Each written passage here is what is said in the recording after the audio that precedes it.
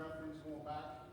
It's much easier to hear you. To be honest, I was one of those ones I couldn't hear myself because I wasn't talking into the microphone. Can you hear me now?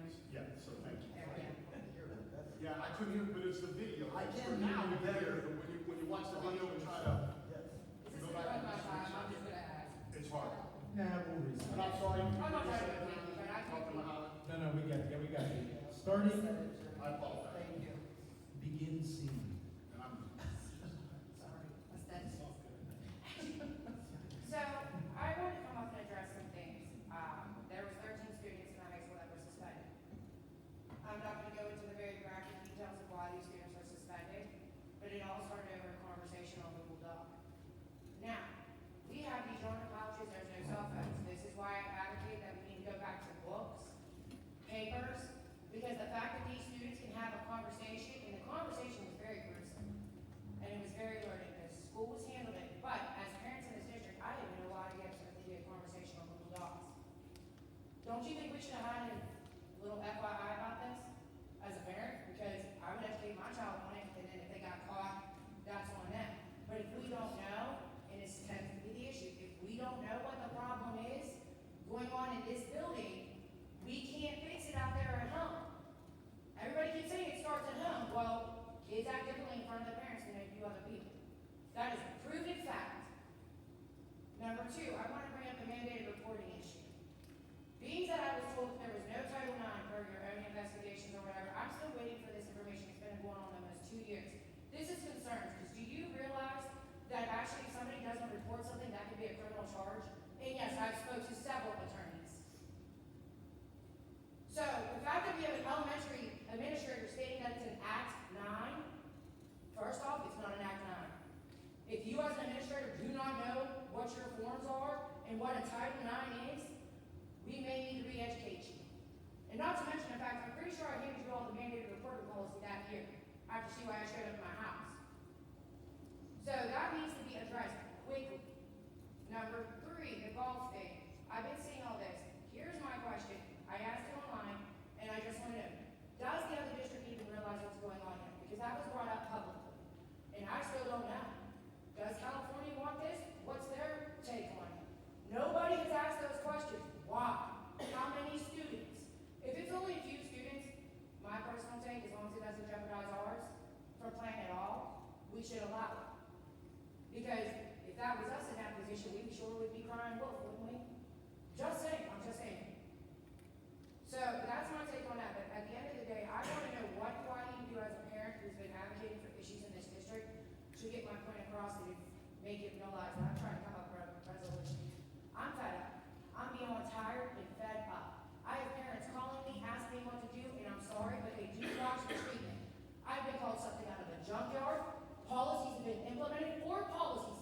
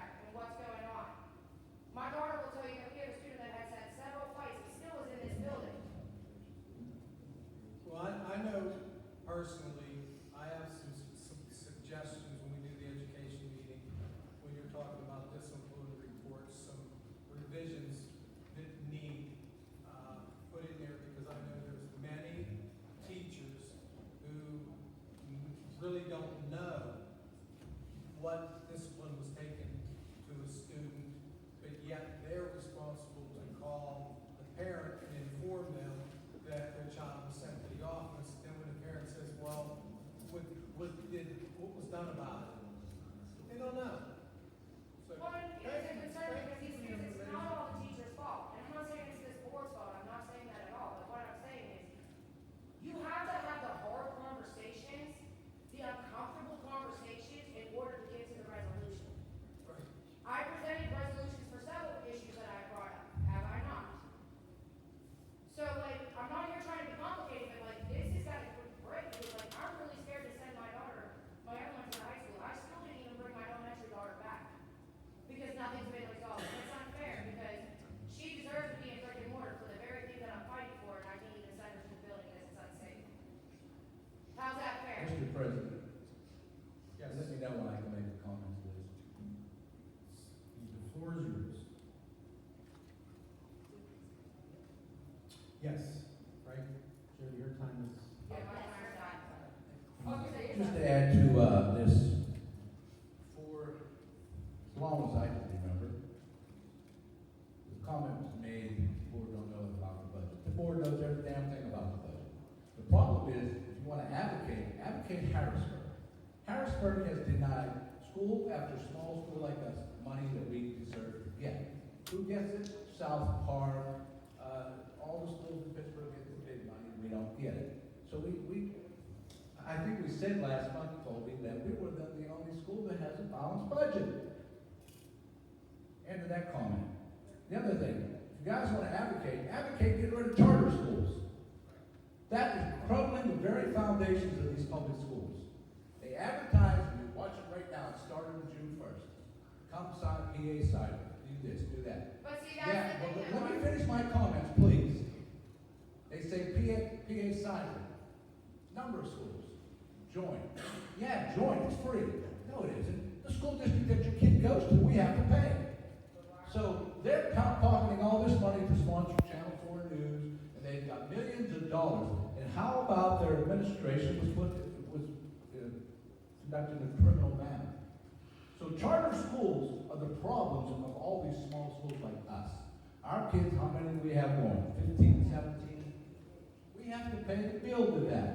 And every month, Mr. Bingham will tell you, $300,000, $400,000, $500,000 a month comes out of your tax dollars to pay for that.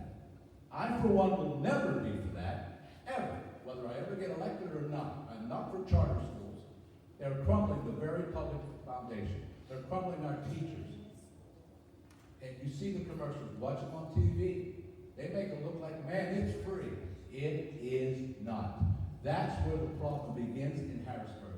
For people who've never been in a classroom, never taught, never been an administrator, are making the rules. And who's suffering? Your kids. And we board members, non-paid board members, take a beating because we don't know every last thing that's happening. And some we should know, Mr. Dorsey said. But we don't know everything. We meet twice a month. We've got to try to figure things out in 30 days. And if you certainly forget, it just adds up another 30 days. So, to advocate, that's where it goes, Harrisburg. I've been saying for years, call your legislators. They're sitting in Harrisburg.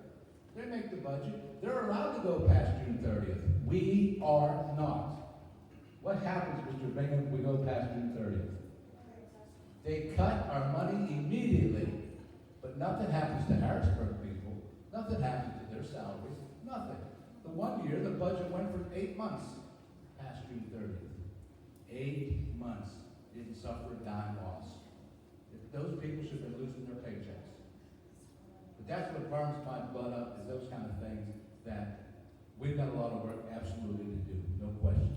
But start at the top. The very top is Harrisburg. Very top.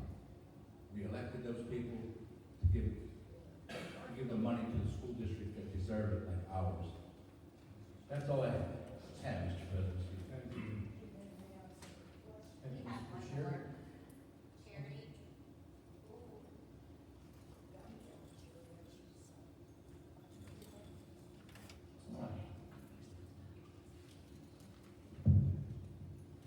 Hi, I'm here to address the breakdown of communication between the board, the administration, the teachers, and the parents.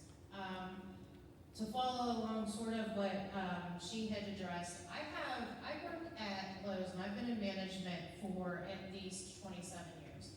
And the worst thing about running a business is communication between the leaders and between the level of leadership. And the same thing happens when you go to a school district. I have several associates that work for me that their children come here, and I have one in particularly that he won't come to the meetings to address any issues because he's going through a custody court hearing. So one of the items that I wanted to bring up is the fact that two of the associates that I work with out of four of us got an email about an elementary school kid bringing a knife to our schools. Only two out of the four of us, and we all have kids in the elementary school. So that's a breakdown of communication. Then I did hear about the incident with the 13 students that she is talking about, that I'm sure you said you haven't heard about it yet, but this came from a child in the actual school district, and she is the one that told me. She goes to the middle school, and they were discussing things of nature that they shouldn't have been discussing, and it was a 9th grader about how to rape a 6th grader. And these are the type of the conversations that these children are having at school. That should not be going on. They also are learning about a book that is in school that the parents weren't aware of, and that the children were bringing home, and they were very upset about the book. Now I understand why they thought it was a good book because of some of the bullying issues, but there's also murder in here, there is gender in here, there is transgender in here, and they feel that things are being pushed on them. So I feel that maybe something like that should be addressed before we send it into the school districts with the parents to see if their children actually want to participate in those type of conversations. These kids are in 9th grade. Not all of them want to know those type of things at school, and they would prefer to speak to their parents about that kind of thing. We do have a very big problem in this school district. My kids are new here. I was going to pull them out after hearing a lot of the issues that I have heard and send them back and pay to send my kids to school. I shouldn't have to pay to send my kids to school just to keep them safe.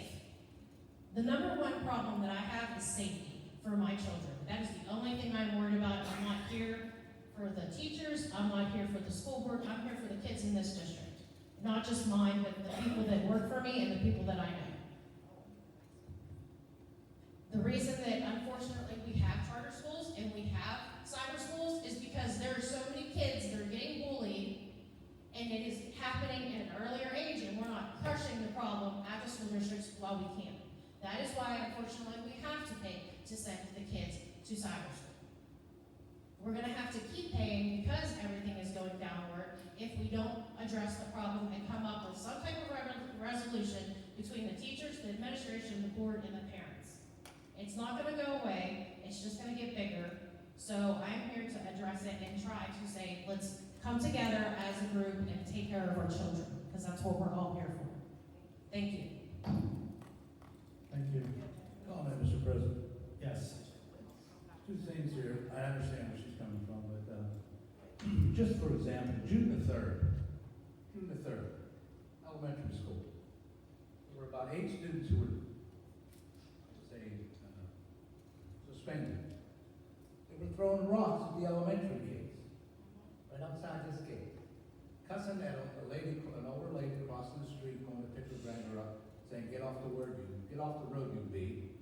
I witnessed it. I'm sitting in my van. I had got out of my van. I wasn't going to take it no more. And I called the superintendent of Vandal immediately, sent security out there, but they were doing it all day. That's how much kids had respect. Throwing things at little kids on the playground, kindergarten. Now, the other incident that I want to bring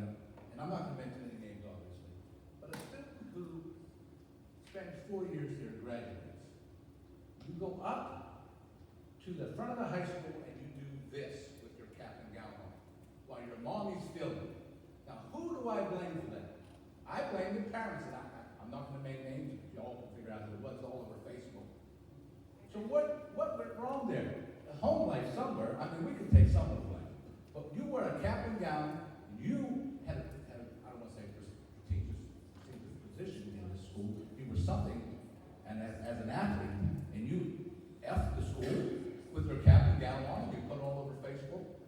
To me, my answer to that was, if that person is going to college, you send that video to the college. That's what you're getting. Or if you have a job somewhere, you send that video to the employer. I know I can't do that. I would probably never be allowed to do that, but that's my thought, the old school way. You do that to a high school. That was so demeaning. And I'm sure a lot of you saw it. But, you know, it was not acceptable. And to be here 4 years, and you may have been a straight A student, that's great. But what was the point of doing that to the school? What was the point? In today's society, we have to be, kids are vulnerable to everything. Everything. Safety is paramount. Safety is paramount. You don't know if you're a teacher, if you're coming home today. Because you don't know who's coming into school. Anyway, Can I comment on that? sure. Being a leader, I go in and I fix a lot of different stores. No one's gonna hit an expectation unless we set it. So as a school district, we need to set the expectation so these children and these parents who don't care start hitting. Because we're all we're doing is hurting the children that are here to learn. And we want their safety. That's all we're asking is for safety. That is the main cause. That's exactly right. Safety is an issue. I mean, that's why we have so much security, and all schools have it. It's just, you know, they're entitled. The kids feel, but then the parents back them. And not all. There's some good kids here. Don't get me wrong. I'm certainly not encompassing all of us, but wow, the stuff that the administrators and teachers have to put up with today. But we need to start somewhere to say, listen, enough's enough.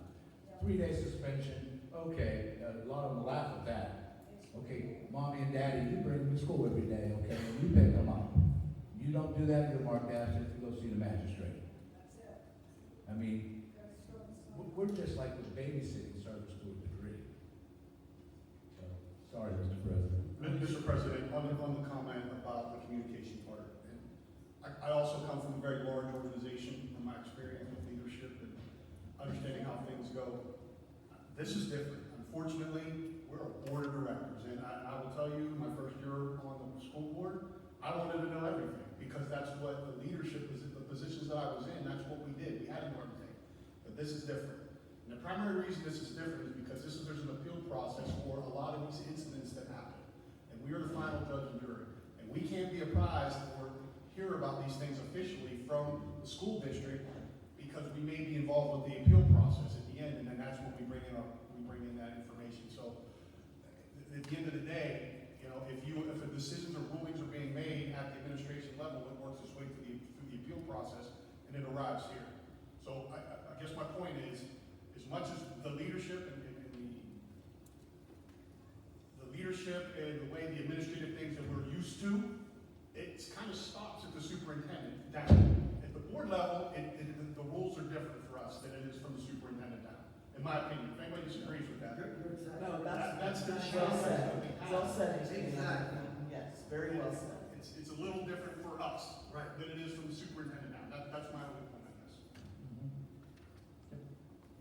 To piggyback on Mr. Bashir's comment, the girl that was doing that, giving the fingers to the school, on video, filmed by the mother, if that girl would have received some type of punishment or gotten in trouble over that, I wonder how fast the mother would be here to say, oh no, don't punish her, it's okay. Because obviously she was supporting that type of behavior, and it's amazing how many times that our administrators try to punish a situation or do something like that. You could have it right on camera, a kid punching another kid in the mouth, and when that parent comes in, the kid that threw the punch defend that child for throwing the punch. Oh, it didn't happen. You show them the film, they'll still deny it happened. It's crazy. It's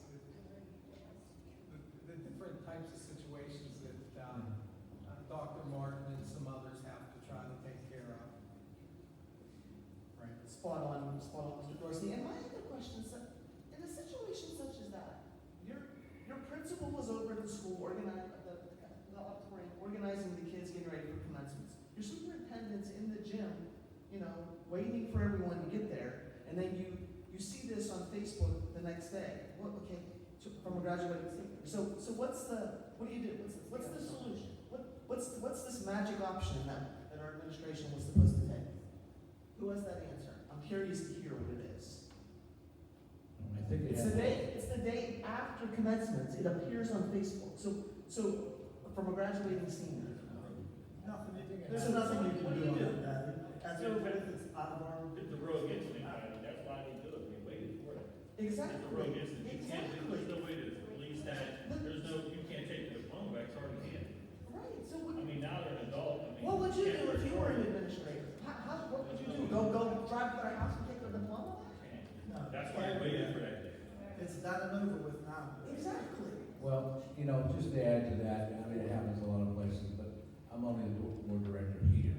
Now, when teachers get punched, slapped, spit on, or security gets spit on daily by cars going by because they don't want to stop, enough's enough. We have to start taking action against those parents who drive through the stop sign, who go around the bus, who spit on our officers, who slap a teacher. Instead of saying, okay, let's not do it. Let's take them to the magistrate. The heck? Who's running the place? Bullying is there. Bullying is there. And I wanted to add on the bullying piece too. This is something we've been talking about for several years and years.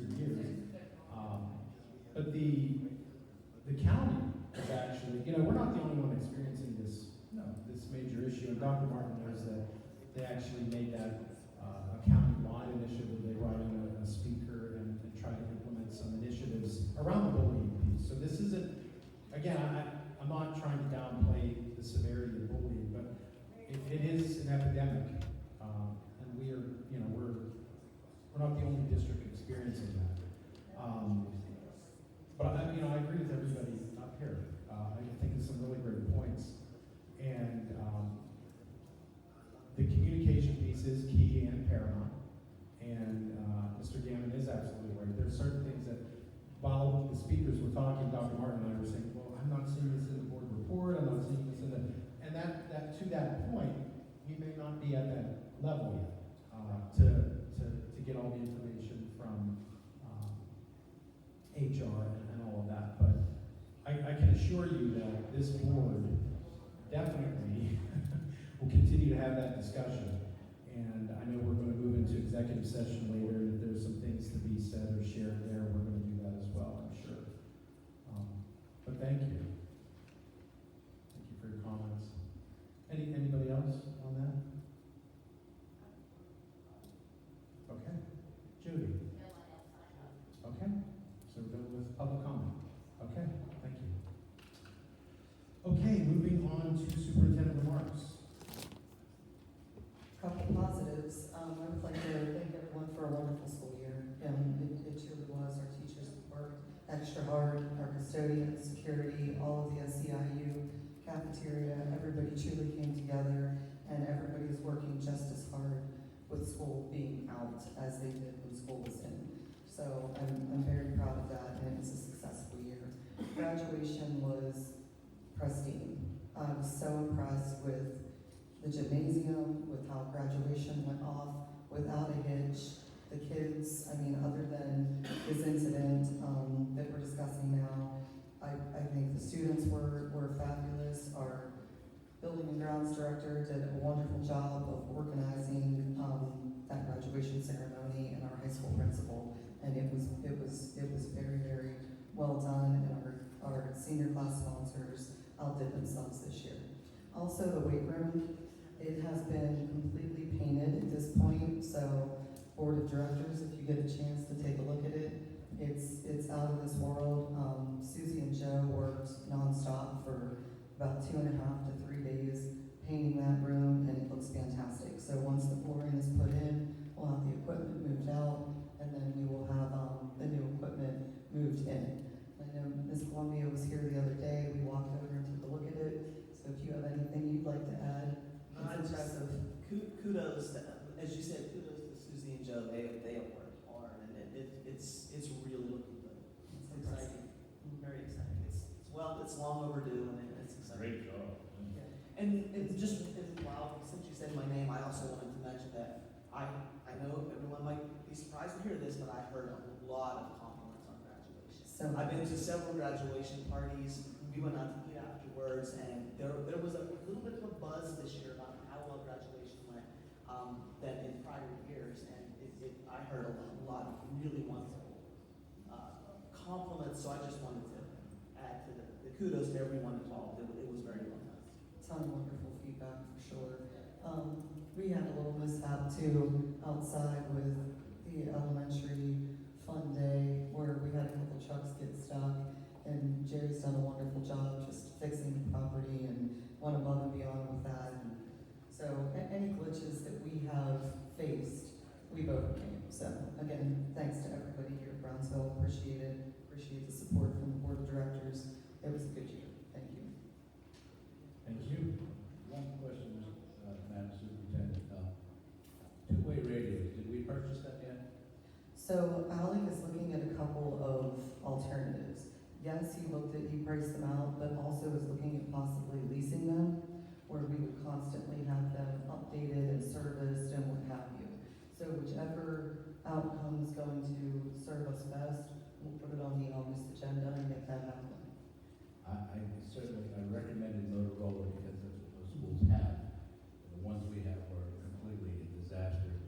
But what I'm asking is that, who will be required to have them? Because I think our administrators all should have a two-way radio. They do, and they're required to carry their two-way radios with them at all times. And then our security officers will all have one, Alex will have one. Correct. We're looking at probably 16 radios, maybe. Yeah. So leasing might be the way to go. I think leasing would probably be the way to go because they would be serviced and constantly updated, and it's such an expense. Yeah, I agree, Rocky. Yeah. So will we have them probably by March, next week? Yeah. Yes, sir. Okay, thank you. Of course. Okay, thank you. Ms. Columbia, Oh yeah. Well, discuss approval of the June general fund, capital fund, Title I, Title II, and cafeteria fund and treasurer financial reports. And then moving into the number 5, we'll discuss approving the following bills for payment and financial reports. I have some questions on bills for payment. Yeah. Is that now or? yeah. I have page 11. Wait a minute, no, not that one. I'm coming to it. It's page 9. Yeah, I'm not going to mention the name, but I'm just curious why a mileage is $443 and food for conference was $181 for $624. Where did that person go? The programs.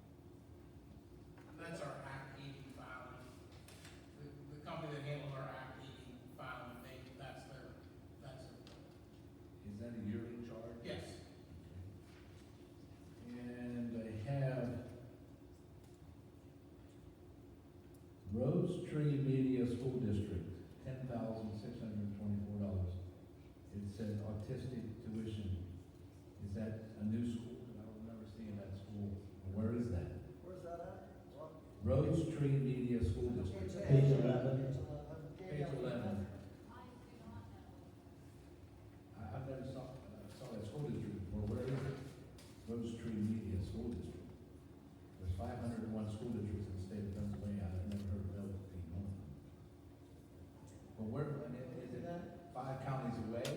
Or? I don't know exactly where it's at, it's an alternative ed. I think the student is housed there. Housed there? Yeah. Okay, could you find that out for me? Yep. Okay.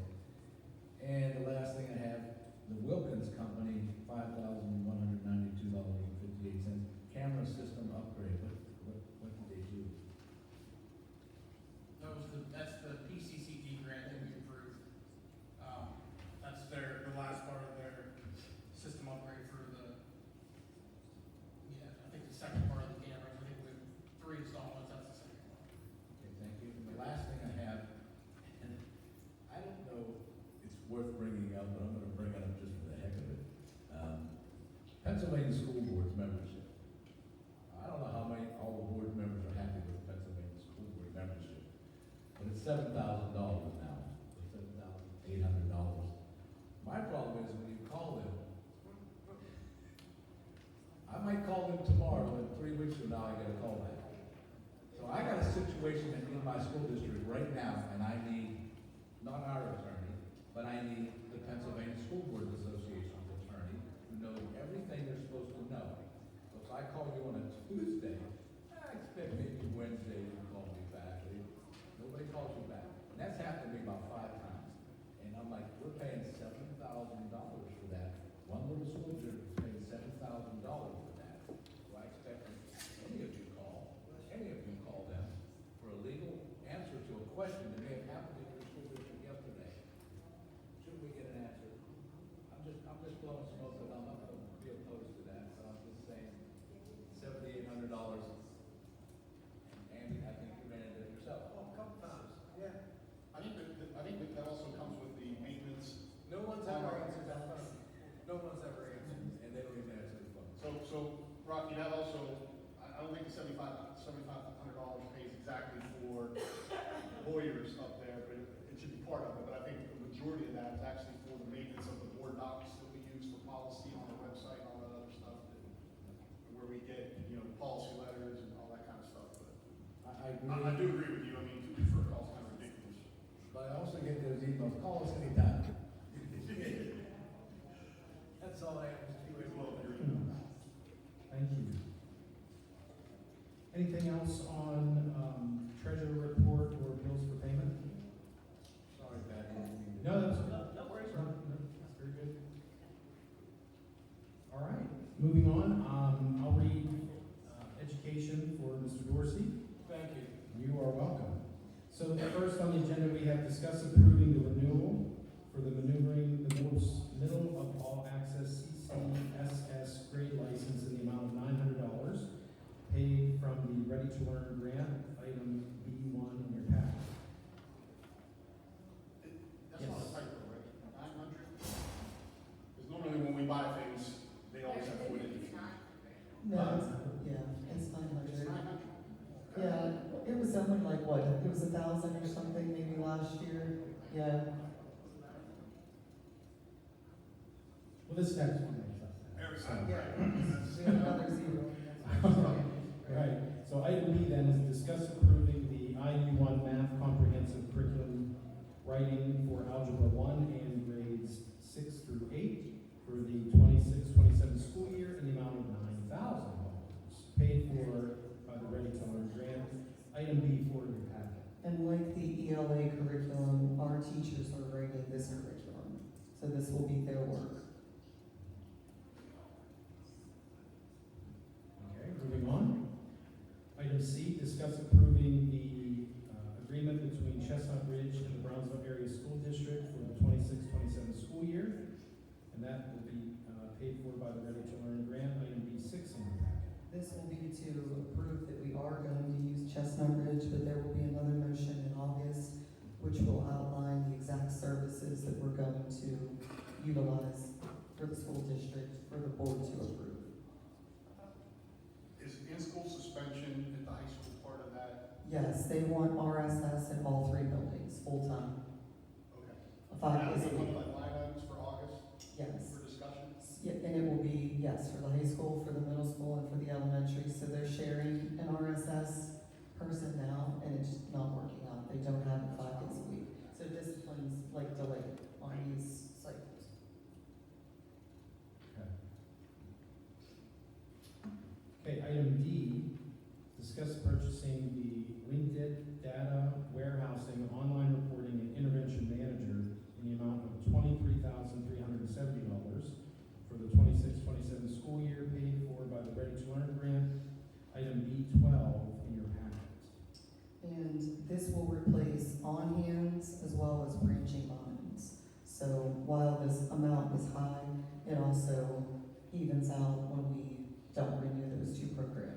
because it will encompass them all. And Dr. Constable can elaborate on this, but the teachers and the administrators were part of this process, and they prefer this.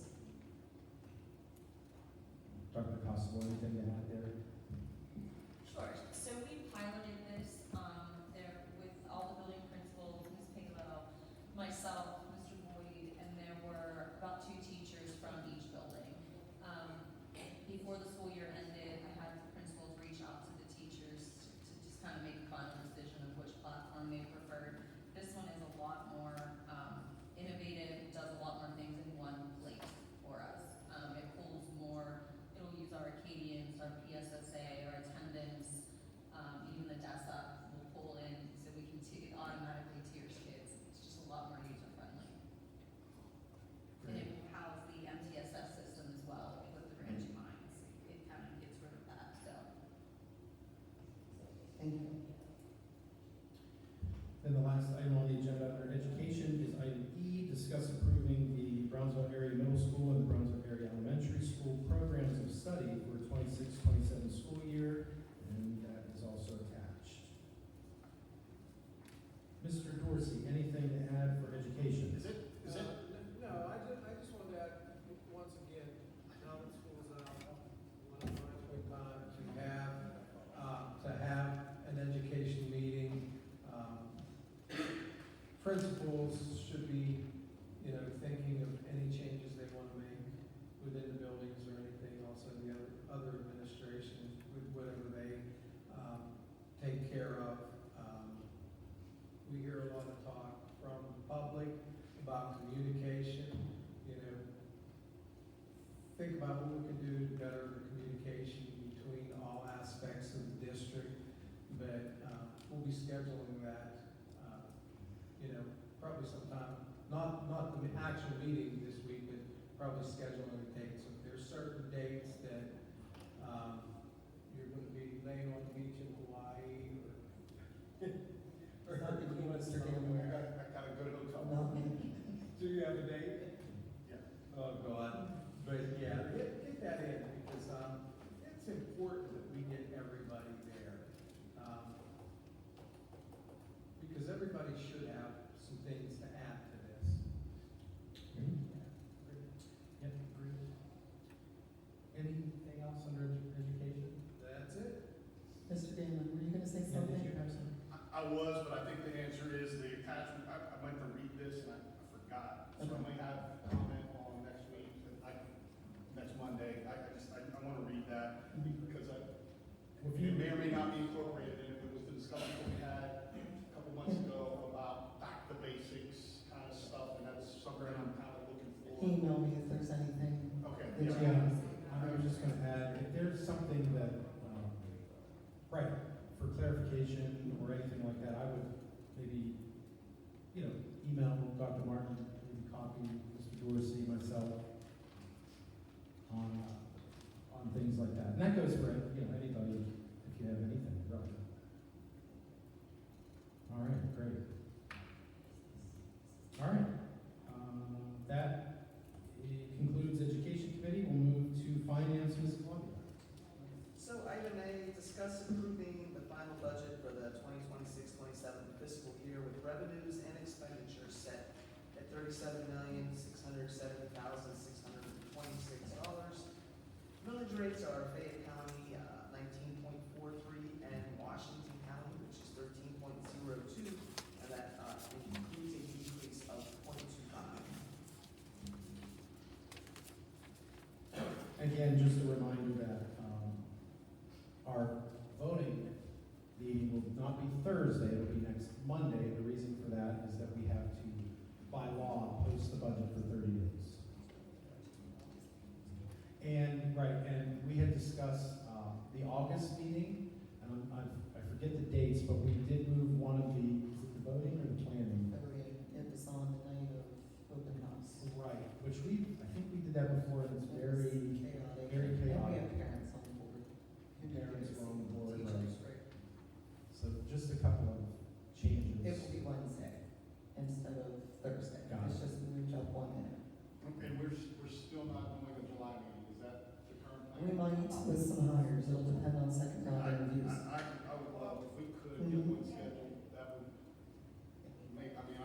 First, Definitely would help my schedule out, July. We will Okay. see. Yes, it is gonna be tight, but I think you're right, I think we definitely need a July meeting for the hiring, for, I mean, we just limited the hiring. That would be and we great. could do a virtual, Mr. Gammon, for the hiring I'm not purposes. saying that, obviously. I know, if you are, Well, we will see how that goes and what the business looks like. Go ahead, Ms. Columbia.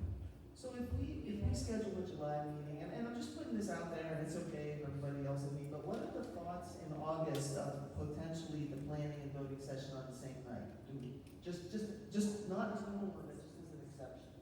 But yours, no, or talking The about. answer's no. I just thought I'd put it out there. We can discuss anything. I said, if we're thinking about adding a July meeting, what were thoughts, since we have this issue in August where the board meeting is scheduled the same night as open house, what are the thoughts just for the August meeting to do the planning and the voting meeting on the same night? Would people be okay with that? That sounds good to me, Pat. It all depends on what's on the agenda. There's some things that get put on the agenda sometimes that you need some time to percolate it and think about it. Maybe we before you could make a compromise, decision. if we can get the agenda the week before. Yeah, that's reasonable, yeah. that's fair. It's just a thought for, Oh, I- just out of respect for everyone's time, just a thought, that's it. It's a good point to try, Patty. I don't think, but I concur with Director Dorsey that if we're gonna do things in one night, we certainly need to know what we're voting. Oh, I understand that, absolutely, yes. Mhm. So if I need 2 days, I mean, I just don't want anything thrown on us. Yeah, getting it on a Friday, okay. Right, no, I If we understand. can get it Wednesday, Okay. Tuesday, It's just Tuesday would be better. a thought, that's all. No, I'm okay with it. It's good fun. Yeah. Yeah, we know the answers to the questions Okay. long before we should have it. Okay. All right, so I'll move on. Item B, discuss approving the homestead farmstead exclusion resolution for the 2026-27 school year. Item C, discuss approving bills for payment for the month of July. And, item D, discuss extending the dairy bid for 2025-26-1 with Schneider's Dairy for the 2026-27 school year. That would be paid from the cafeteria fund or account. Item E, discuss approving the purchase of a point-of-sale system for the cafeterias at a cost of $3,675, which will be paid from the cafeteria account. And item F would be discuss approving the purchase of a paging system in the high school, middle school at a cost of $41,281.70, and that would be paid from the general fund. And I would like for Brian to elaborate on that, please, Mr. Boyd.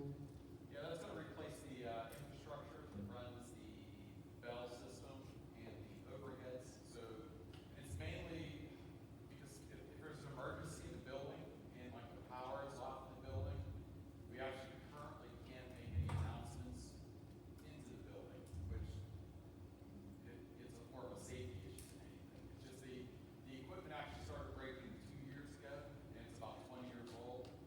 So we had to limp them along for about 2 years, but now it's kind of on its last leg. Is this a one-time fee? Yeah, it is. And this was added into the budget also. What was that? This is added into the 26-27 budget. Oh, okay. Yes.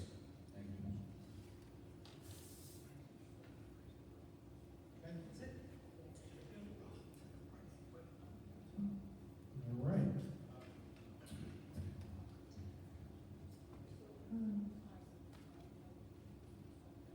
Okay, thank you, Ms. Columbia. Moving on to personnel, Mr. Gates. All right, A, discuss, accept the letter of resignation from Taylor Morrison, elementary special education, in accordance with the BEA contract, effective June 5th, 2026. B, discuss approving the request from Elizabeth George for an uncompensated special leave of absence for 2026-2027 school year.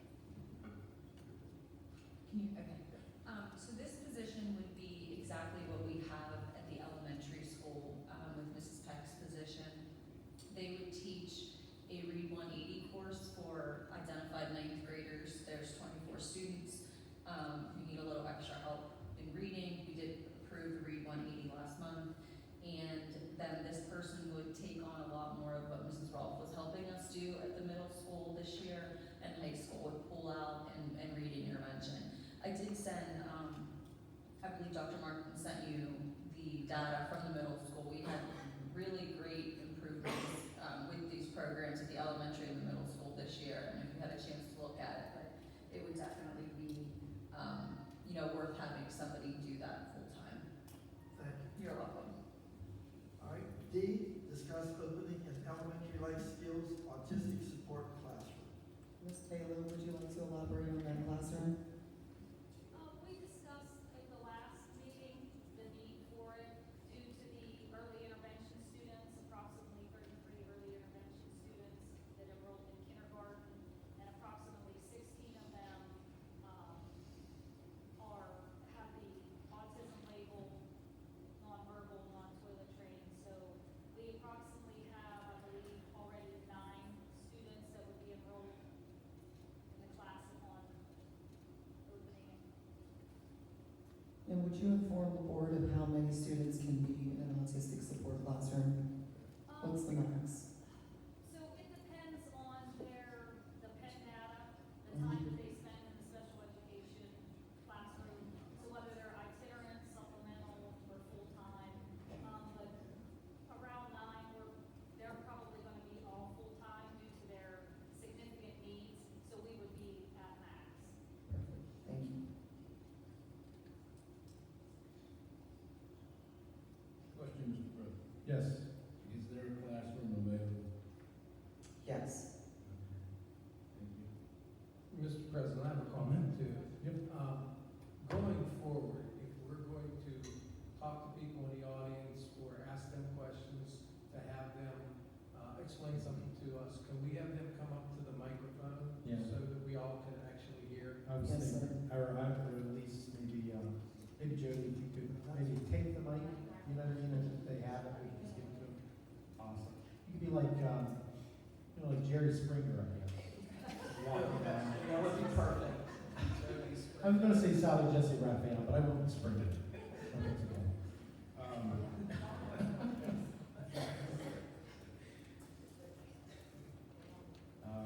I'm sorry. I think we're on middle school E. Anything else there? Go ahead. Discuss opening a middle school social studies position.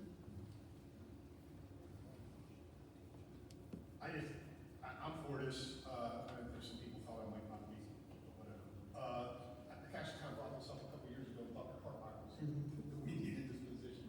There's only 2 at the middle school. Right. There are 4 math teachers. I think there's 4 English teachers. I'm the math teacher. Wait, I was a math teacher. You would think there would be, these are the same kids going to the same classes, so I think an argument could be made, there might even be a need for a third, or another one. I support this. And I we're do also too, Ross. looking I at, support this, yes. looking at the standards as well.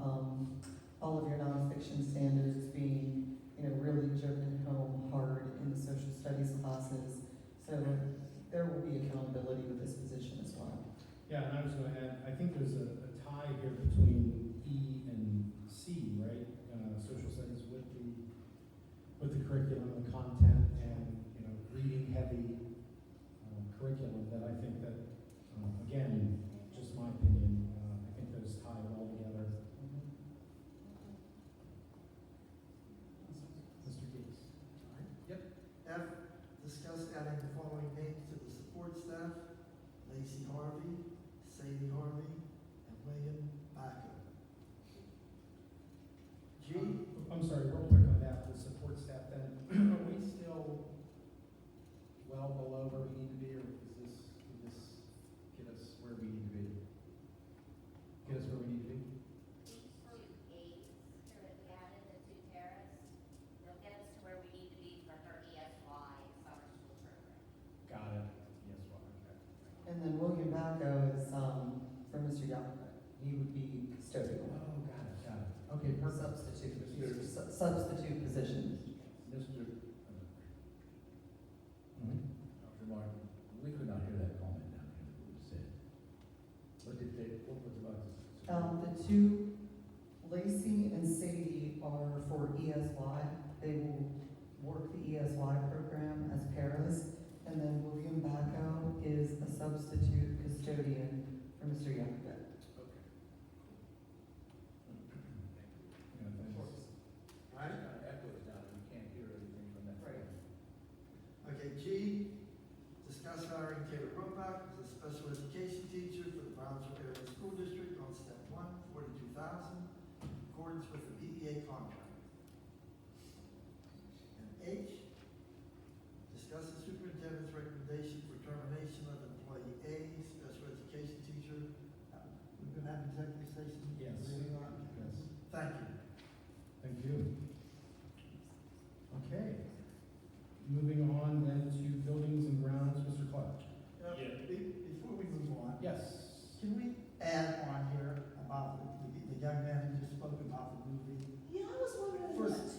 reason, I don't know what happened, I think we all fell asleep. But I would have seconded it, I mean, we could have voted on it, I have no idea why we didn't. But I'd like to add it back on. I was a little bit confused by that as well. Was that under person, where was that? Or it was under finance, I thought. Finance? It was under finance last time, but I thought Yes. maybe under building and grounds this time, I don't know. Because I I think- moved it, nobody seconded it. I know. I think it was a My matter fault too of, for not, because I'm around. I think it was a matter of, we didn't know what he was going to do. I think I asked the question, how many hours was this movie gonna be filmed at night? That kind of thing, and I don't know that we got answers for that. And I still would like the answers to that. I mean, if we're gonna shoot a movie in our school, I think we, the board, should know when and where and how. But I'd like to see that put back on though, if we could. I don't know where, either on finance or building and grounds, wherever you want to put it. Rick, I don't even know the date, when is he planning on doing this? Right. Because They did have a date at one time, but I can't remember what it if was. it's before next Monday, I mean, we're in trouble. And after next Monday, I mean, I'd like to know the specifics. I don't think it's next one. Yeah, we probably should have asked him this while he was here. He was here at one meeting, and he told us about it, and we heard that we didn't act on it because, I had questions, but Yeah, he's not here now, is he? I'm gonna go back and watch the video from last week for you, just for last month. Now, did you remember, I mean, just all we have is no. I remember We making had a a motion, discussion about it. We did. no one seconded, so Okay, well, I'd like to see it put back Failed. on. it failed for lack of a second, yeah. Yeah, failed motion. And I think, Patty, that was because we didn't have enough info on it, and I don't think any board member wanted to put their vote out there for that specific, item. Right, right. Yep. Okay. All right, Mr. Clark. Sir, item A, discuss approving Brownsville Vision Brownsville Vision Football League to use the Redstone Field on the date September 5th, 19th to 26th, October 17th. Any discussion? Just a comment, Mr. Clark, Yeah. last year we had a meeting with the superintendent, it went very well. I don't think we had the incidents we had the year before, but that'd be under the same rules again, right? Same thing. Good? Yeah. Thank you. Item B, discuss paving the outdoor basketball courts. Jerry's not here. I'm going to speak on that. Yeah. So Jerry did reach out to multiple companies. We only had two come out with one, and another one gave a quote, and the quote's for $15,300. So that's it's under the bid amount, so, and we did reach out, so if we want to go with this, that would be what we want to do. In the budget? Yeah, capital. Yeah, okay, so you have. I was under the impression that when we did the tennis courts, that we were gonna do the basketball court at the same time. I guess that, Well, I think what we did was we just recoded. There are like humps Okay. on the court that we need to put 2 inches of top coat on to level it out. And then Jerry's guys are gonna paint the lines and do the curves. Thank you. Good job. Thank you. Okay. And the paving, Mr. Bigham, is happening right after the 4th? Yeah, I believe it's either the week of the 4th or the week after. But yeah, I think maybe they're starting on the 2nd, so they will be paving these lots up here first week of July. Dr. Martin, I just want to thank Mr. Raymond for his work on the budget. I know we did it last month, but did a good job, Mr. Raymond. Thank you. Okay, let's see. Okay, athletic committee, Mr. Clark again.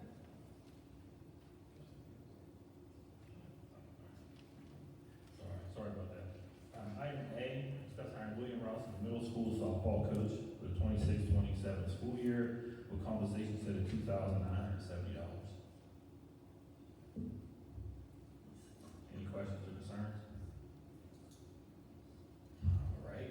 Item B, discuss approving the co-op between California Area School District and the Brownsville Area School District for the 26-27 school year for boys golf. Any questions or concerns? Speak now. I just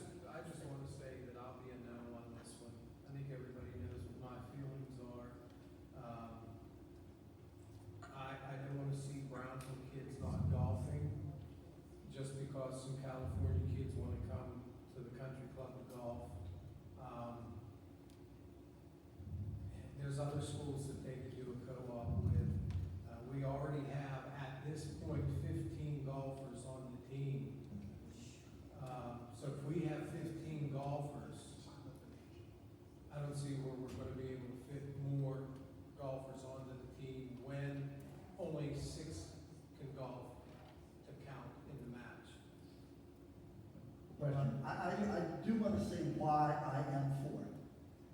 For years ago, Brownsville didn't have enough kids to do soccer. California reached out and said, let's do a cooperative with us. So Brownsville, they took us in, and look at our program that we have now. We have a girl who went down to North Carolina, and now she's playing professional. This is all because of something that started small and got big. And yes, we're not, this was something, Andy, you and I guess Rocky too were on the board at that time, and you voted yes for it. And also, it was a time too in the cross-country, we had to look with them too. It was a long time, but it was there. So yes, and it has nothing to do with the football or the track and field and any money with that. No, my reason is because, we could use it. They helped us out, we can help them out. If they have enough people to go, well then fine. 6 people play every game, yes. And at the country club, after those 6 go out, the rest would want to be able to go out and play against each other also. So yes, our kids aren't going to get that. Now I did talk to someone who, their relative is 2 of the kids who want to play ball for California. And the grandfather said, they're not very good at all. So I don't even know if they're going to do anything. But they just want to play. And that's my reasons for doing this. We have done it before. They did it for us. And our programs have excelled. And another thing, I know, Andy, I should bring this up, but you put in there that there was a back door. You avoided the back door thing. Who was backdooring anything? Everything we said was right out front. I know what I said, everything was right out front. The way it came to the board, Beg your pardon? the way it came to the board did not smell very well when there was I can no understand official that. letters. That's what I was The way you made it talking seem about. was like something. So why you wanna cause an argument, Rick, I don't know. Over on you and everybody else, or when that isn't true. A lot of things that come out aren't true, or partial truth. We have to You get need the to whole talk thing to out. those people, you need to talk to those people that say those things. What I'm saying, if you go back and say, Rick, read everything through, it was nothing I would say. I said how I can understand because we didn't get anything from the superintendent or officially from Correct. the, I can understand it. That's why that didn't get voted on. And board members that people on this board contacted to ask, and board member that I contacted to ask, had no clue whatsoever about any of this. And I understand that, but that's not a back door trying to So slide then something. what is it? That's not considered that. Here's the thing. I think what you're referring to is. Yeah, the athletic director is actually here today. He wasn't here last time to speak on this. I can tell. No, stop, Ross. No, it wasn't. I think We're what, gonna make this thing, he wasn't here to speak. So, listen, can I? this letter didn't come to us. Let me talk real quick. Let's have one. Let me, hold on. The last time we spoke about this, he wasn't here to speak on this. Some of these things were already sent out to us. That was my mistake, and I should have spoke up and said it, they were in there. The thing that Andy's speaking about, the back door, he can come speak on this now. It's just it's a false narrative that you're presenting to the public. You put these things out there, Andy, and you've done this for years. And it starts all this confusion. And it isn't, and for us to work together, you're setting us even back further every time you do this. It's like you want to divide. You want to have an argument about something that we could have not agreed upon or agreed upon.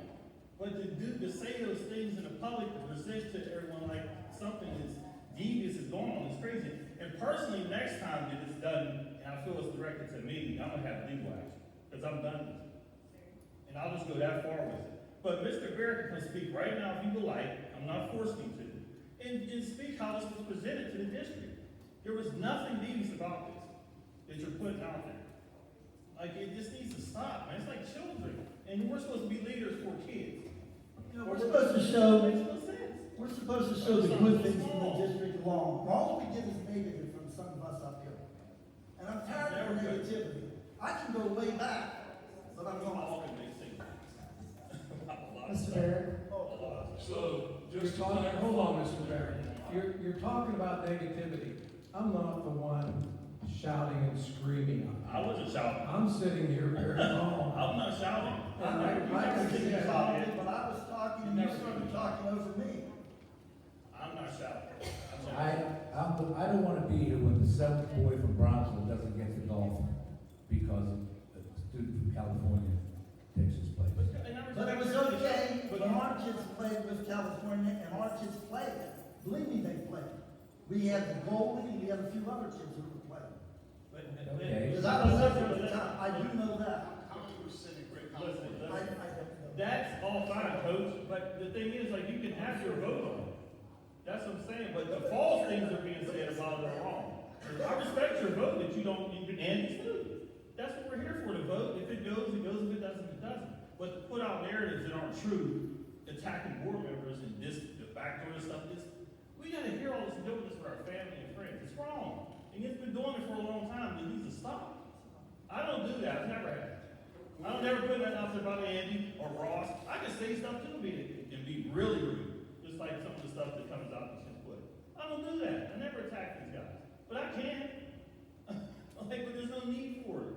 We just vote, and if it goes through, it does. If it doesn't, it doesn't. I agree with I don't you, Jimmy. understand There it. is I no want need all for the that. extra. I agree. That's all I'm saying. I don't understand what all the extras are for all the time. That's just me. I mean, I'm not gonna worry about it. It is. It's gone on for years like that. That's the only time we've been divided. Okay. Mr. Barry, how many student athletes from Cal would want to play on our Brownsville team? All right, I'd like to just explain this from the beginning, Mm-hmm. how it came That's what about, we need to hear. Okay, if that's okay. that'd be perfect, thank you. All right, so at the February Tri-Cata meeting that I go to monthly, Laura Menges, the athletic director from Cal, asked me if we would consider a co-op for boys golf. Doing what I do every month, I send the board a report. Sometimes 10, sometimes 15, sometimes 25 different things that I send prior to the board meeting. I have listed in the March AD report, number 1, the co-op proposal with PIAA numbers added in. It would not cause us to jump to the next level, the next classification. I also had number 2 was the approved in April, the co-op with Calvary Chapel for cross country, which I didn't know anybody wanted a piece of paper from the superintendent or from California, because nothing was asked from Calvary Chapel when we passed that one. So I don't go above my level, meaning I'll speak with our superintendent if she, to bring something to her. I don't find it my position to go speak to California School Board or California's superintendent. I speak to their athletic director. That's why I put it in the March and April AD report. I spoke with Darwin. He said they had 2 to 3 boys that were interested in golf. If that answers that question. So I have a quick question, and I asked it last time. So this is just for boys. Now, if We have a boys golf team. We don't have a fielded girls golf team. You need approximately 7 golfers to fill the team. okay, but if But can they play with the boys? Yes, yeah, that's absolutely. So in essence, it's a co-ed golf team. It's That's a boys golf team, but girls It's a are boys permitted. golf team. You can golf one girl can make, you can enter one girl into. The like, 6. That and because we don't field a girls golf team, you can have one girl, enter the Whitfield Championships, undeclared, like doesn't have a team. Okay. So you can enter one if their score combined for 18 holes, I believe is 95 under. You know, you can't have a golfer that says has like a 130 on 18 holes and just enter it back. You have, the Whitfield doesn't want you to enter somebody, you have to have at least a 95. And how do you get that score? You get that score from matches. That you've gotta be one of the 6 to play. Yeah, you have to be one, which Ava Rowland has been. Right, she's been one of the 6. She's been one of the 6. It's called. If she was number 7 golfer, and a California golfer was number 6 for the entire season, she would never get a chance to score that 95 to qualify. Not necessarily. because I know there is rotation. He does golf, he does move some of his golfers in matches. But she would have to compete in a match. And the way that I understand the way that he does business, which is 100% fair, before the match, they have a playoff, the top 6 golfers of that day compete in the match the next day. 1000% agree with that. I think it's extremely fair.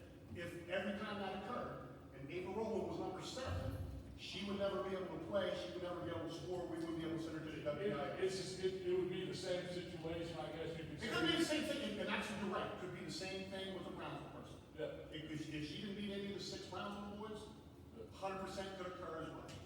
I just want to confirm though that is the way it works. I'm sure if you have a girl shooting a 95 though, or a 90 with what I've seen in overall golf scores that we've had, she's probably the number 2 golfer out of all, maybe 1. Fair. So, yeah, her score is better than pretty much all the boys. And forgive me for this question, maybe I don't. When do we have to submit to Whitfield to have a girls' team? It doesn't go to the WPIL, it goes to the PIAA. Okay. So, I mean, whatever decision would have to be made Monday, because, I mean, those numbers have to be entered. Yeah, it goes to the PIAA. It's a PIAA co-op. They have to approve this though, right? What's that? They have They to. have to approve this, and all that takes is that there's a joint agreement between the Brownsville Area School District. When you have a school code that you enter into the PIAA portal, so it automatically sends the administrator from California an email, which then they have to confirm that they're in agreement with it. Because we did it for cross-country, just recently for Calvary Chapel, and we both got the emails and confirmed it. And this is just outside golf. I mean, is there any rumblings about any other co-ops that you've been hearing from any other athletic directors I that mean, have approached you? Approached me for another sport? Yes. No. Okay. Any other questions? There's 15 kids signed up in Asia as of an hour ago. We can put 16 out on the course for practice. If we get to above that, if we do co-op for Cal, and we get 17 kids, 18 kids, and we got a cut, who goes first? It's Cal guys? speaking. I mean, if that is written down, I will support that 1000%. So the only comment I want to make in regards to that is I participated in the interviews for the golf coach, and when Nick did his interview, he was extremely transparent in the state of the program last year, and he shared with us the attendance rates for the golfers who were on the team last year, and the low rates of attendance were staggering. At first, my knee-jerk reaction to it is, if these kids don't really want to do this, why are we even having a golf team in the first place? It was staggering. So let's just think about that. And I know we also did a little bit of research on the average scores, and we're way out of line with. I mean, we are way off. I don't know if you want to call it above or below because it's golf, but we're way out of line with the average Whitfield score. So our program is. So I understand that 15 kids are signed up in Hezja, and we've had 25 kids sign up for middle school softball, and 9 show up. And these co-op agreements they're going to be the way of the future. We don't have enough girls basketball players to participate in our summer league. We're going out and getting kids from other school districts in order to play. And we're headed in that direction, and I think that we should be open to these agreements so that, these kids can participate. And if we want to have a golf team, then kids need to come to practice. They need to come to practice. If we as a district are going to put forth all this effort, and we're going to a course that's far more complex than the one that we were participating. And closer. It's close. Yes, it's closer. And that was I voted yes. I voted yes to that. Yes, it's closer. So And my I'm point all is, for it. and I'm not yelling, because again, the practice part of the problem with the practice kids, again, my daughter was one, and a couple of the other kids, that job at Carmichael is horrible. Transportation. Okay, But we were hard pressed to see a kid that came to practice more than 50% of the time. Can you imagine your track team or some of the other sports, the kids only came to practice 50% of the time. It's staggering. So, I mean, I'm in agreement with it because I think that, this is the way of the future, and I think that these agreements with local school districts are important. I think keeping the doors open are important because I think we're headed in that direction in a lot of ways here. And the thing is also, what is wrong with competition? I mean, our programs, we've had over the years, been rebuilding our programs in all areas. I mean, there's nothing wrong with competition. And it, like you said, we are going to be looking at this. Unfortunately, it isn't when I was young, you had 80 kids on the team or this and that. Them numbers don't exist. And even when they do signs, like Patty says, they don't show, or they don't make it to a season, or they just find that they don't want to do it. So then we're stuck. There's been times like, even one reason why we went independent. That year we started with maybe 30, 40 kids on the football team, and ended with like 10. And like, these are the things that, this is what we're up against in sports. And it's just golf right now. You guys understand we're all better point of views with this, but it's going to be in general. So something like this, you're denying a few kids to come over with us. I just feel it's not right. I'm a little guest. I mean, everybody. It's going to pass. I'm a guest. There's no doubt in my mind. I'm just saying, I'm a guest because I just feel that this is going to better our district in the long run, and we got to make alliances because you are going to be going down that road. It won't be with me going here, but it's going to go down that road because it just is what it is. Kids are doing other things now. They're into robotics. They're in other areas. They're not worried about sports anymore. That is just the main focus anymore. So I mean, it's going to affect its numbers. On the competition part, and I agree with you, Mr. Clark, 1,000%. I love competition. I love Like competition. outside, not just your regular. But If you want to get on that team, Ross, you tell them. In this You case, better go for more than just the practice that you can show up with. 100%, agree 1,000%. Exactly. My point is on the competition. If I'm playing best center on Friday, I want to have my competition against best center. But on our team, we will have to beat out a California kid to get on the team to go play best center. That's my problem. That is my number one problem. I got to play California every week, and then I got to play the other team that I'm playing also that week to get a spot of the 6. That's my issue. But I agree with what you're saying. I feel that's just me. Listen, Hey, I'm losing this one, but I'm going down swinging. Listen, I paid for my kid to play the best competition, so I understand. So if I could put her in a situation where I didn't have to, I wouldn't put her in that situation. Just me. That's just my opinion. And I understand what I'm saying. I'm not disagreeing with that. She was not have passion against too, but I do pay every weekend so she can play at a high level since she was DU. I mean, that's just me. That's just my opinion. Some people can't afford that. Well, but you're getting it out, Andy. That's what I said, for free. So I wish I would have been able to get it for free. Yeah. That's why I said that. Because now you are getting competition. That's what I said. If they could have brought it over to her before, that would have really pushed it. And maybe I would have been able to save a lot of time and money. But we had to go out there because they were telling you you're not getting the competition that you need to get you to that level.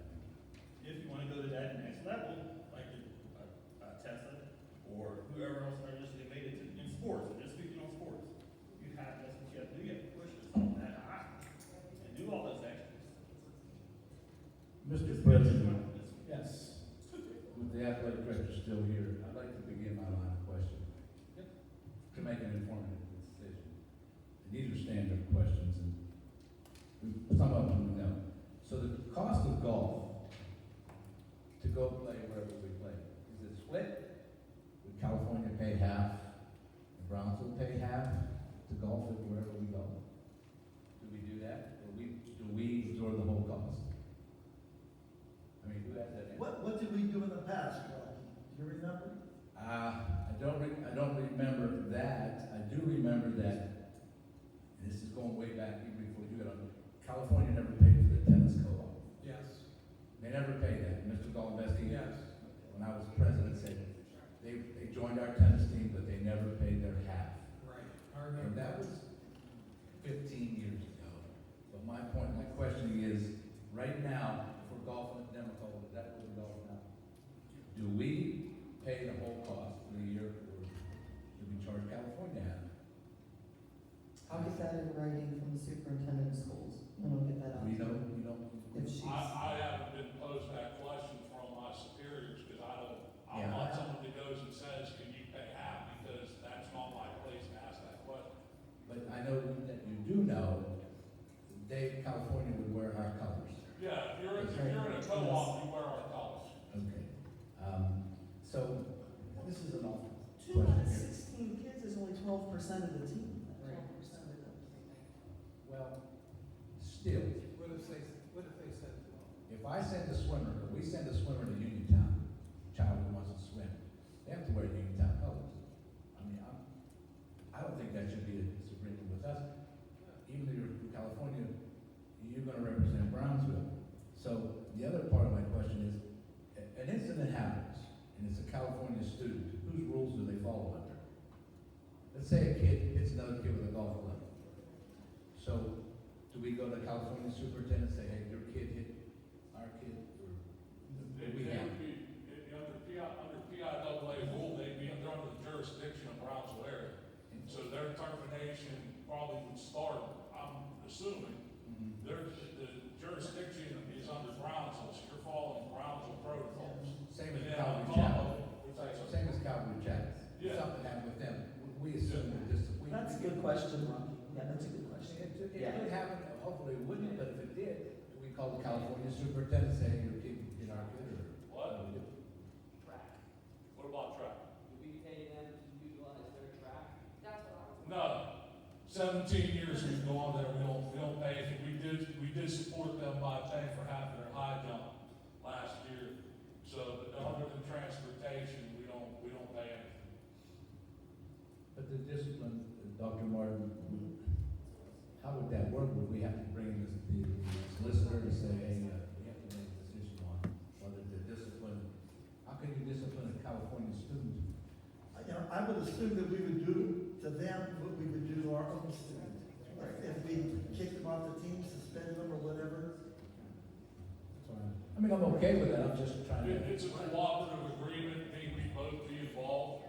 Like, dismissal from the team for breaking the coach's rules would be one, like lack of attendance or foul language or something along those lines. And then it would be reported to the superiors of California or Calvary Chapel, and they would handle the student area of it, where we're handling the athletic area of it. Similar to CTI, right? If there's an incident at CTI, it's handled there, it's brought to the district's attention, we handle it on our end as well. Jim, I have a question. Is whoever sponsors their golf team, will they be coming along with our group, or is it just No, the kids? there Okay. is no sponsor. It's a cooperative agreement. They don't have a golf team. They don't have a unique. I understand that, but is there like going to be somebody, an adult? No. That's all. No, we talked about, Mr. Vegas and I talked about, like just the transportation aspect to get some ideas. They would be fully responsible for getting their athletes to Nemacolin for practice. And then we can work out once, if and when, or if it does, whatever, if it passes, we could go from that. Like, we don't want to get too far ahead of it, because I don't want to start saying, well, we need to do this, this, and this, until the numbers have been entered into the PIAA database, the agreement's full, then we can work out final particulars on certain things. And that's still gotta be approved by the WPIL. Yeah. It's just So Jim, then the right now. coach's rules for the golfers or anything would be the same. In other words, if a California student didn't follow his rules, Right. her rules, then he could say, hey, you're not golfing. Yeah, they're subject to the head coach of Brownsville. They're under our flag. It's as if they are a Brownsville area student athlete. That's how cooperative. Same as Calvary Chapel. I mean, Same as Calvary Chapel. Okay. All right. I'm just trying to make an informed decision now, and I know I'm asking questions. I'd rather you ask. Yep. That's the time to do that. A lot of questions asked. One person that's not here to ask any questions is the golf coach. Is he in favor of this? We've heard He nothing. is. He is? Yes. Because he's going to be the person that's going to take the first hits from all the parents of Brownsville kids that do not get to play. I spoke with Mr. E. when this came to me first to ask him. He is in support of it. He is currently on vacation. That's why he couldn't be here this evening. Okay. Mr. Bashir brought up about the letter. Mr. Barrett, you said you put something in your report in March, okay, in March. At that point, we still never had anything from the school district, but yet this item went on the agenda, and we had no confirmation or any word from. We didn't have one for Calvary Chapel when we approved it. So nobody asked for one. If I'm asked by my superior to buy Maybe something, because at that point, it wasn't a sensitive situation. Maybe at that point, I wasn't getting calls from Brownsville parents asking why this is happening and could possibly keep their child from golfing. So that's where I'm coming from. When I'm getting contacted, Brownsville golf parents, they're concerned about this. That's what I have to take into consideration. And I know I got chastised down here about my backdoor comment or whatever it may be. But this is where I'm looking at. If this was in the works in March. well, that's why I put it in my March agenda. So if somebody above me asked for something, I would have asked them for it. Right. I did not want to reach out to California superintendent because that's not my place as an athletic director. Not you. I'm not saying you. But this letter should happen before it ever hit the agenda. So that's the process I'm talking about. Okay.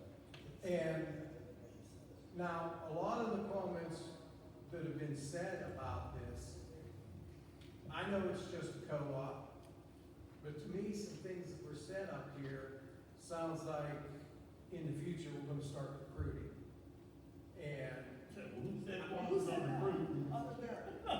Yes, I'm saying something again, Trudy. Listen to what I'm saying. To me, it sounded like some things you said, that in the future, we're gonna need to start recruiting. That's the way of future. We're gonna have to. Co-op. Different co-op. Recruiting and the co-op. Program. That's two different things. No, it's different. Who said that? Where did that come from? So with the PIAA, Take it up, stuff. it's very sensitive. It's very sensitive in terms of, I had a parent try to reach out to me from Calvary Chapel about football before, and I won't speak to them because that can be considered by the PIAA tampering.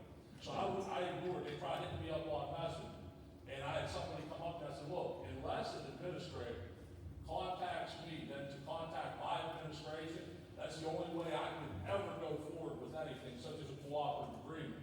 That's why when I spoke to the athletic director, who and I are on the same level, I brought it to the board and put it in my board report. I'm following the proper chain of command and protocol set forth. And I agree with that. But if it hits the agenda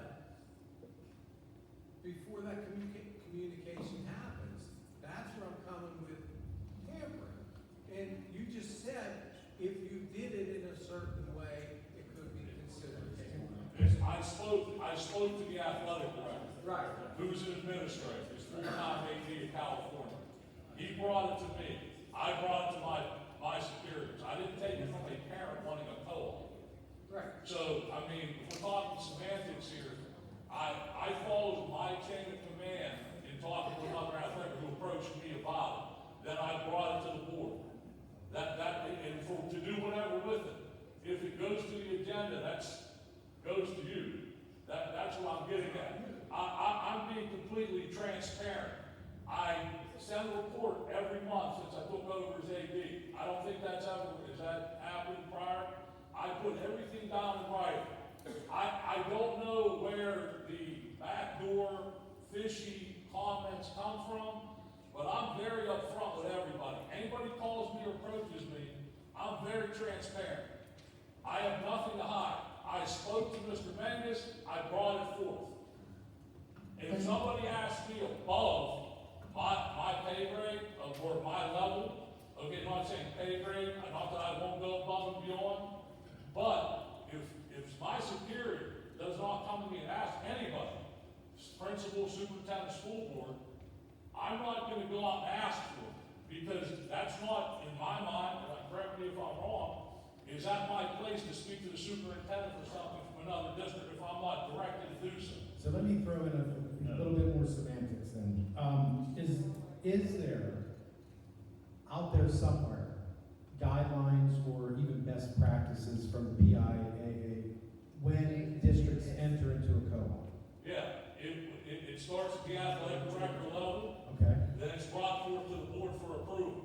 Once the board approves it, then because we're the co-operating school, we enter the numbers, which is a half number of their PIAA enrollment for their boys. It then in turn sends an email to the PIAA, it sends an email to the building principal of California, in turn that goes from them to their superintendent, and then the co-op, it's a cooperative agreement. So it doesn't outline letters from the supers, It doesn't ask for any of that. Correct, okay. Mr. Barrett, can you make sure a co-op is not recruiting? No, sir. Co-op is a co-op. Co-op's It's co-op. not recruiting. We are not recruiting Nobody students. said the word We're not, recruiting. yes, yes. Nobody.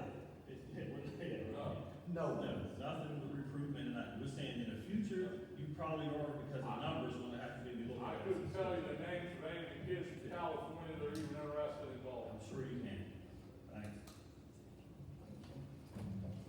My last comment. Yes.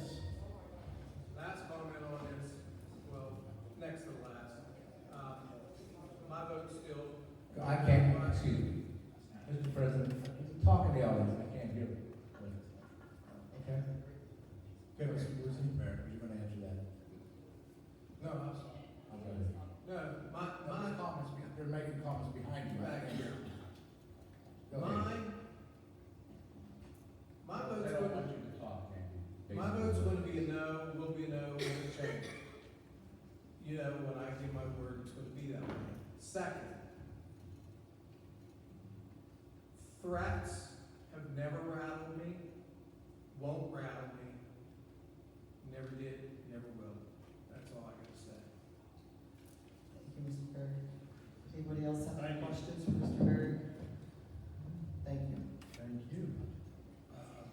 C, discuss approving the request from Rachel Lazar, varsity cheer coach, to have cheer camp hosted by Morgan Patterson on July 6th to July 8th, 2026, from 4 p.m. to 7 p.m. in the high school chamber. Any questions or concerns? Discuss hiring Ronald Akron as the varsity assistant football coach for the 26-27 school year. Compensation set at $3,520. Any discussion concerns on that? Item E, discuss hiring Scott Victor as the varsity assistant football coach for the 26-27 school year with compensation set at $3,520. Going back to D, is this the recommendation of the high school football coach? Yes.